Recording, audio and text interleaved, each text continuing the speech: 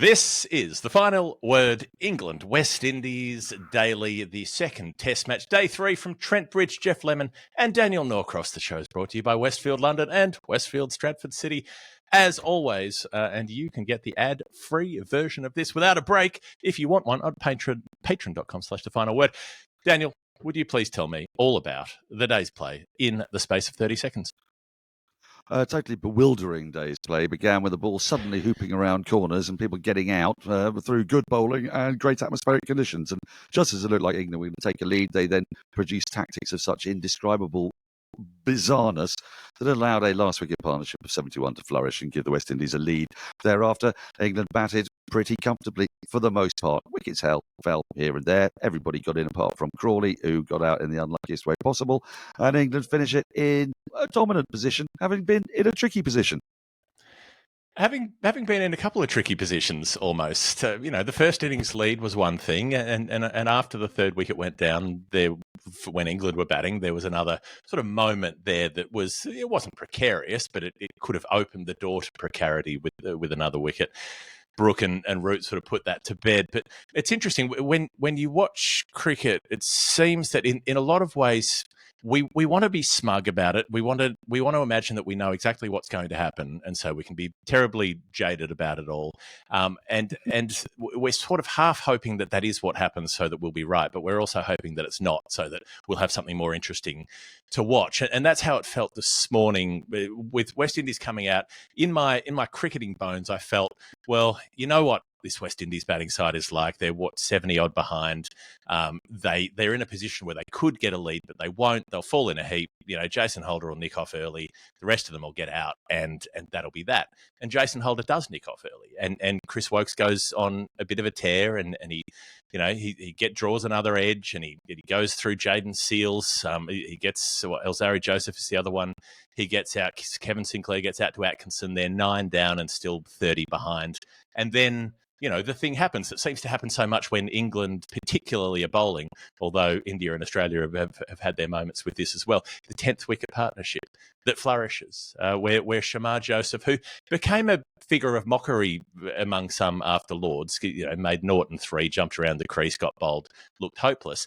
But they were people who maybe hadn't watched the Adelaide Test match where he came out and hit 36 at number 11 in a rescue act that was so authoritative, the way he drove down the ground, the way he took on the short ball, and he did exactly the same thing here today.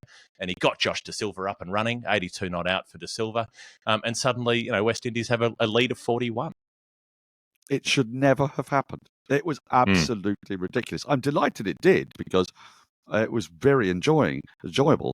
It was enjoyable, but at the same time infuriating, because the thing about not being a test player is that our opinions are essentially worthless. We keep on being told that we don't know what we're talking about. And in the instance of this 10th wicket partnership, I have seen this time immemorial. I mean, the first time it really stunk the house out was at Melbourne in 1982-3, when Alan Border and Jeff Thompson were batting together, needing over 70 for the 10th wicket to win the game. Bob Willis bowled Alan Border back into form, which he never got out of for the next decade. Before that, he was actually on a really terrible trot. And that was a sliding doors moment. And England got away with it because of a parried catch in the end, and England won the game by 3 runs. And so it sort of never really, I don't think, got put to bed as an idiotic tactic. But the part of what was crazy about it was, if you were here, or indeed, I dare say, if you're watching on the TV, but if you were here, it was even more clear that after 2 days of balls struggling against bat in beautiful batting conditions on a flat day with sunshine, suddenly you got this Trent Bridgey cloudy stuff. And suddenly, Wokes and pretty much anybody, even Atkinson was getting some movement. Wokes especially bowled a beauty to get rid of Jaden Seals. He was on a hat-trick when Shamar Joseph came in, and he bowled a really good hat-trick ball, actually, which was oddly played by Joseph. And you just thought, well, just keep doing that then, because if Joshua da Silva, who'd played and missed like 10 times that morning already, has got 3 slips in place, and the usual field that he'd been facing every other time, when numbers 8, 9 and 10 were there, they were bowling at Joshua da Silva in one manner. And then suddenly, as Jonathan Agnew said to me, as a bowler, you hate doing it because you kind of know the first 4 balls of the over are utterly irrelevant. Everybody's out on the boundary. You might as well say, do you mind if I just give you 4 dots? And we go, yeah, let's just move on to the last 2 balls of the over then. Let's see what happens. And there were even times when they still had fielders out for the 5th ball of the over. There was one over where they actually had the deep point out for the 6th ball of the over. So you're even getting like more and more maddened by this. And then to make matters worse, when they did get to bowl at Shamar Joseph, he whacked them for 2 sixes and a 4 and 1 over, one of which smashed into a roof, demolishing 6 slates. I mean, the guy looked like he could hit a ball. And you just thought, if you're bowling at both ends, then Da Silva knows that that's the way Shamar Joseph plays. He's going to be forced to play some shots himself. And they might get 20 or 30. They might get none. They're not going to get 70 odd.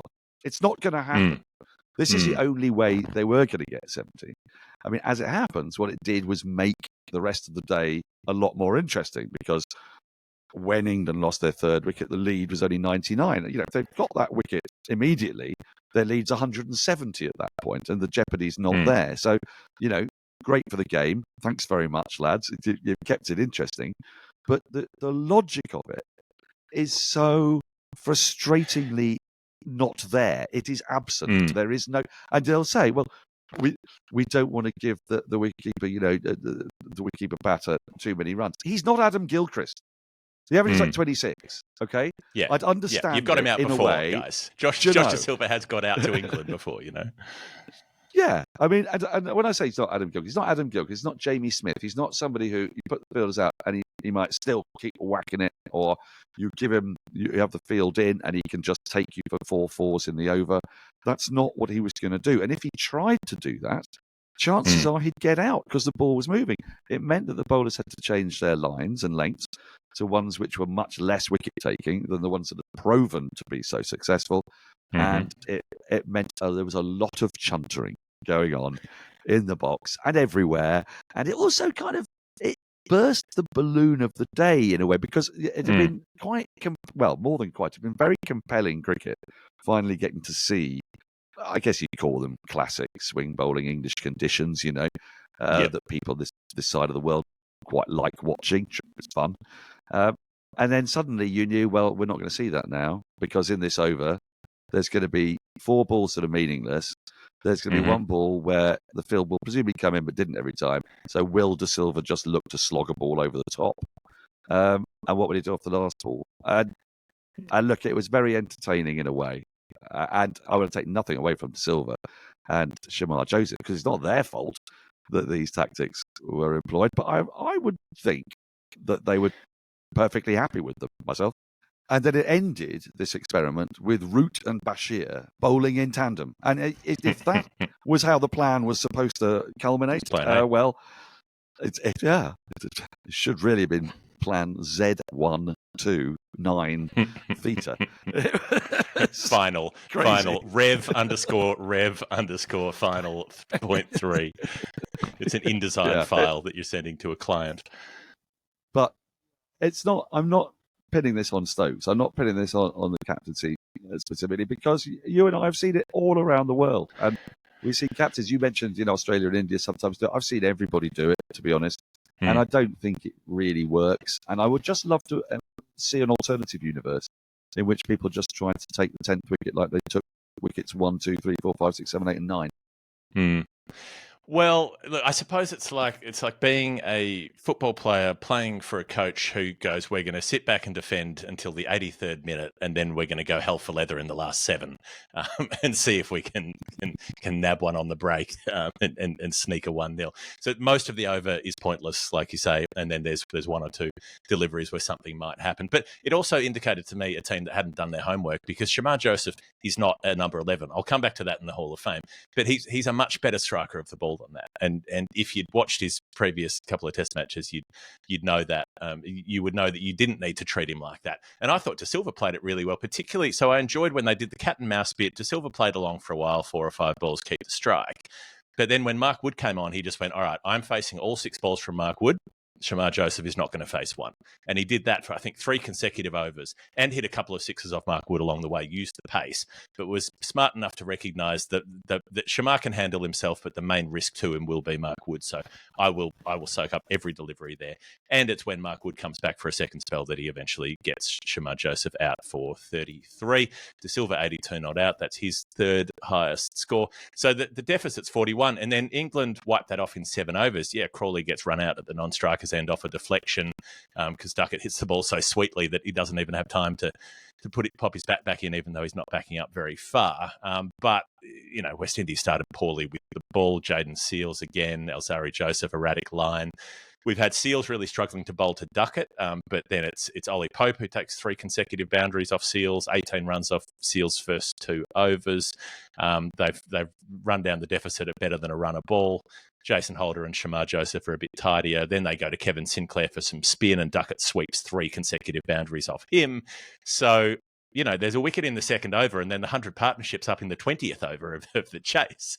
And it wasn't like they were hurling the bat either. It was going at 5-ish and over through that partnership while staying relatively conventional.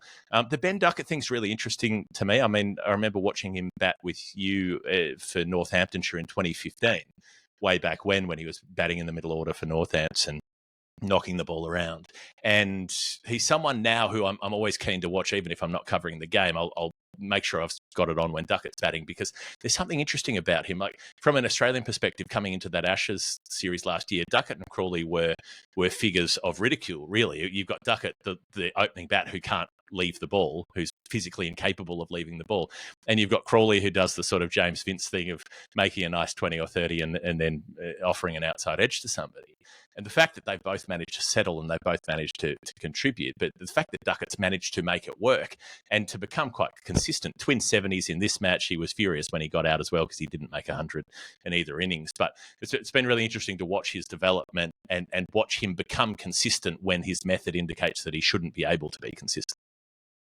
Well, under Baz Ball, or let's just say under Brendan McCullum, he's now played 18 matches, 300s, 8 further scores above 50. He's averaging, well, it was 45 before this game, so it'll be up to 47 or so after this game. And you're right, the consistency is bewildering, actually, because if you play at every ball, you think you're giving yourself a lot more chance to get out to balls that you possibly shouldn't be playing. It's a crazy theory. Yeah, but I think it kind of works. And he hasn't. And I mean, I think I'm right in saying that when he first came into the England team in 2016, there were people who were saying, who had seen his game, who were saying, this guy is going to play over 100 tests. His hand-eye is so good. He's such a good timer of the ball, and he's such a naturally gifted ball striker. It didn't work out that way for various reasons. I think he had a bit of growing up to do. There were some incidents that held him back in his youth. And now, I was going to say he looks like the complete package. He doesn't. He looks like a very unusual package. Because I've not quite seen a test opener like him before. And I guess what's borne out in this is that of all people who've opened in test matches who've scored over 1,000 runs, he has the highest strike rate. It's Jumper, our friend, is up there, by the way. It's striking at 75, I'd like to point out. People who say, cricket was rubbish. But the usual suspects are there, like Virender Sehwag, Dave Warner, Rich Jumper. And his partner, Zach Crawley, is down at about 8. And so, watching him is always fascinating. I think you're right. You kind of want to be there to witness how he's going to go about it. And it took a good ball to get rid of him today, actually. A ball that they didn't try enough. I do feel that the West Indies, I understood why they were bowling full, and there'd been a lot of swing for England before they went to the ludicrous 10-wicket partnership plan. And I think the West Indies thought, well, under these guys, if we do something similar, we could nip through a few. They just didn't get it right. So it's all very well bowling full for swing, but that doesn't mean bowling half volleys, and you can't allow that much width. But also, you've got to allow for the fact that there were 2 players who played really well in that partnership. Pope and Duckett defeated the bad ball. They smashed it. They gave it no mercy. And, Duckett is not a 6-hitter. He's a 4-hitter. So there's also a slight misconception about the risk that he takes. Whereas, you think about Harry Brook, whom we'll talk about shortly. He's forever hitting the ball in the air. He's forever playing shots that seem to have absolutely no percentage. The risk reward seems ludicrous. But Ducky doesn't do that, actually. He always looks to hit the ball into the ground. I haven't got right in front of me how many sixes he's got in his career, although I might have, But it isn't that many. That isn't what he does. That isn't his thing. I don't remember them. I mean, slog sweeping would be the main way I could imagine him hitting sixes, or the odd sort of top edge pull shot. Really, it's not his go. He doesn't go down the ground against pace bowling for six, for instance, which someone like Crawley can do, or go over cover. He's a chopper, actually. He chops a lot of balls off fourth stump. Quite like he gets out of the inside edge a lot for that reason. Exactly. And he also, we thought against Australia that he was just going to get caught in the cordon time and time again with Cummins and Hazelwood, bowling just back of a leg because he's short, playing at it, the ball coming up back for him, chest height, getting nicked off in the gully. But he doesn't actually do that. He does actually manage to keep it down. And in slightly, look, he's not Brian Lara. But I think I mentioned it the other day. There's something of Lara to where he likes to access. He likes to access backward point off a fourth stump ball, which because he's refusing to leave it, so it's got to go somewhere, and that's where he's looking to play it. I mean, he's great to watch. It's a great partnership. But what got him out was a surprise Yorker. Basically, it yorked his foot. And it tailed a bit. Nice bit of shape, and it was 88 miles an hour. And I just felt that the West Indies didn't quite use all of the threats in their armoury today particularly well. That's it. Well, they get an opening because they get a ball changed. And, time and again, we see this happen in England. There's a delay. The ball's gone out of shape. There's a slight rain delay. They get the ball changed just after this rain delay and it starts to swing more. And Ollie Pope gets one that swings and plays at it and he's well caught in the gully. And then the next Shamar Joseph over. Joseph gets two in a row because he gets stuck it with that one that swings in, which was extremely out, hit him on the toe, and somehow he reviewed it. And then, the review took about 10 hours for ball tracking to come through. But yeah, that's the moment. That's the opportunity for West Indies. Okay, if they can clamp down there, if they can squeeze there, and that's what they're not able to do. And the weird thing was how quickly they went to. They didn't go all in on the short ball plan, but they went halfway to the short ball plan for Brook, particularly, with this idea that we've got him out with a bouncer in the previous test, but it wasn't the same conditions. It was overcast. You had a ball that was starting to do something, and they went away from pitching it up, even though he slashes over the cordon a couple of times, backing away, trying to give himself room to go through.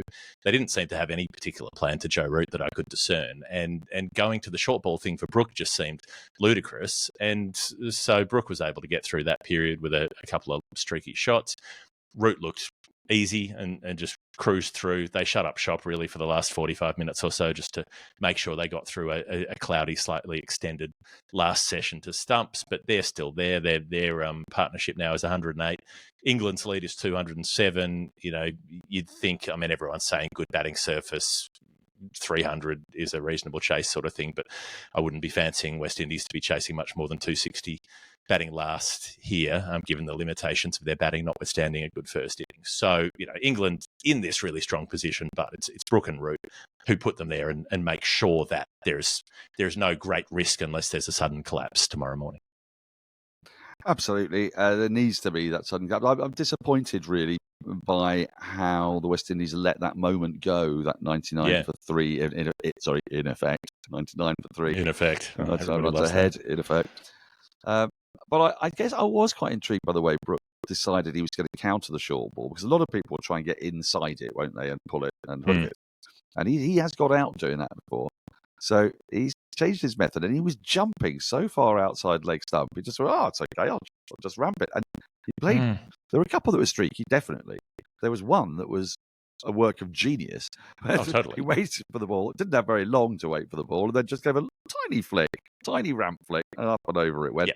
But that's the one where he didn't have to move. That's the one where he didn't have to back away. It was in line with his body. And the one where he backs away is his least convincing look. And that's how he got out at Lords against Australia last year, backing away and trying to go over cover. And the pull shots, I was talking about this with Adam a few shows ago, the pull shots that come in at his body, he seems to play quite well for the most part. It's the ones that he goes for outside the line of his body to the offside that get him out. Yeah, I mean, today I think what he tried to do more of was play those shots behind square on the offside rather than try to hit it over cover, which has been his undoing, because those are very hard to play, aren't they? You've got to find the power to get up and over the infield, going back whence the ball's come. Whereas he tried a bit more to use, I think, the speed of the ball and then use the angle, really. But it was disappointing. I think there is a chance tomorrow's forecast is for a little bit of cloud, and if the West Indies regroup with a ball that does a bit, and the two batters starting early, we know all this, to get some early wickets. I'm not convinced that 260s can be anything like enough. I do think the pitch is in a really good state. It ought to deteriorate, but it hasn't shown any signs of it hitherto. So I remember Headingley from 2017, was it, when Shea Hope became the first man, maybe still the only man, to have 200s in a first-class match at Headingley, same match. And no one gave them a cat and house chance, and they chased 340 odd. I'm not sure their batting is as strong. I'm not sure that it's a likely prospect, but I would still say 300 to 320, they'll feel they're in with a really good chance. The problem is England have no need to declare until at least halfway through the afternoon session. And if they bat till halfway through the afternoon session, even shutting up shop, they were going at 4.5 and over, they will have a lead of 400. And I think that would probably be too many. So yeah, it was a game. It's a day that started with real hopes and gave us real moments where we thought it was going to fizzle into a really exciting conclusion. I still think it'll go to a fifth day. And given the West Indies were written off and everyone said, why are we playing them? I hate that reactive nonsense. I mean, I don't know why the West Indies don't turn around and say, well, we wondered why we were playing you in 1984. Yeah. The game was over and done within no time by an innings.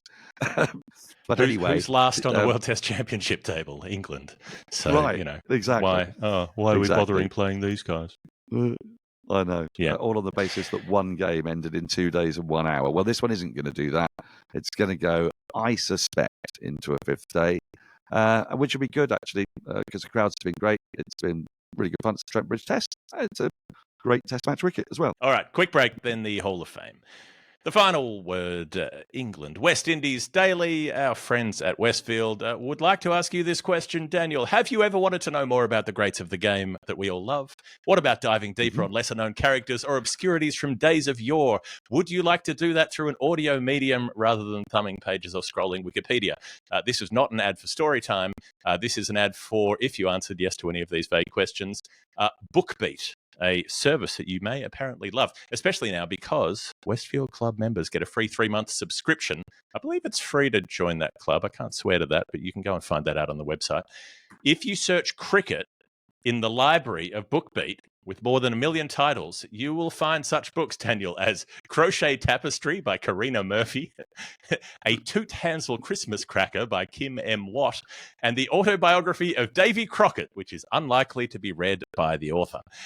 You will also find biographies and autobiographies of cricketing luminaries such as Ronnie Irani, Nick Compton, and your favourite, Paul Nixon, who we know is an established writer of fiction, as well as E.W. Hornung's Raffles series. So there's good stuff on there too. Westfield and BookBeat, the Mills and Boon of the 21st century. Oh, get into that. That sounds absolutely magnificent. Karina Murphy's book on crochet. You never know. I mean, I'm fast approaching retirement years. This could be a hobby for me. I don't know why it has the word cricket in it. I don't know if she's doing a picture of a cricket on some sort of crochet board, but there's only one way to find out, and that is get your Westfield Club membership and get your free BookBeat subscription. Right, Hall of Fame. I am revisiting that point from earlier. The fact that Shamar Joseph still bats at number 11, this must be a comfort blanket thing for him. He must just like being 11. He must just feel good about being 11. He was 11 when it started. He did well at that point. He's gone up to 10 or 9 once or twice, hasn't enjoyed it. He's back to 11 here, and he's in his comfort zone, and he's back to making runs. The fact that Jaden Seals is batting above him is frankly insulting. 37 first-class innings, Jaden Seals, for 185 runs, averaging 7, and he's in against a guy who can hook sixes off Gus Atkinson. And he 2 4s and 2 6s off Atkinson in the space of a couple of overs. Shamar is clearly better than At a bare minimum, Jaden Seals, I would say, is better than Alzari Joseph. He's better than Gudakesh Moti, who's not playing. He may be better than Kevin Sinclair. I don't know. He's a decent ball striker, but he does not like batting anywhere but 11. And I have to respect that. I have to say, all right, fair play. That is where you want to be. And you've been insistent enough that the team is going to let you do it because you are Shamar Joseph and you want to smash some roof tiles at Trent Bridge perhaps in vengeance for all of the solar panels that Joss Butler smashed in Barbados at the Kensington Oval, which must have been very expensive, but Shamar did some damage today. He did. It was beautiful, actually. And we're supposed to be very po-faced about the fact that some roof tiles fell off and sort of crumbled down on some spectators. And we mustn't, take it entirely lightly. But there was a thing of beauty to it.